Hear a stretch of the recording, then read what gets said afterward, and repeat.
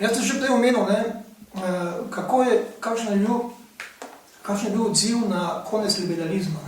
Začeli so se krepiti nacionalizmi. In ta ustava 74, če ne bi dala republikam oziroma sestavnim delom Jugoslavije, tedanjim, veliko več avtonomije, kot so dale prejšnje ustave, tudi ta določba ne bi imela take teže. Tako pa se je vse lepo nekako zapakiralo. V republikah so se začeli krepiti nacionalizmi, oziroma neka, ajde rečemo, nacionalna zavest, ki jo do takrat partija hotela spremeniti v neko jugoslovansko zavest, kar ji nikoli ni uspelo.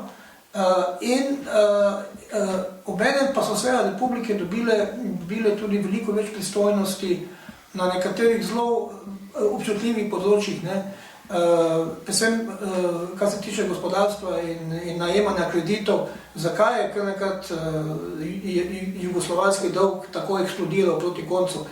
Ko so republike ugotovile, da jim nova ustava daje možnost, da lahko same najemajo kredite, ne rabijo niti zvezdne vlade vprašati.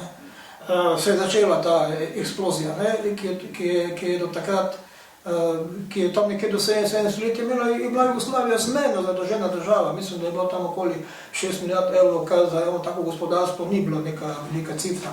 In to je potem v 2-3 letih naraslo na 20 skupaj z obrestmi. In takrat, ko so seveda republike zavohale to možnost, je začela v bistvu Jugoslavija v bistvu iti tudi ekonomsko navzdol.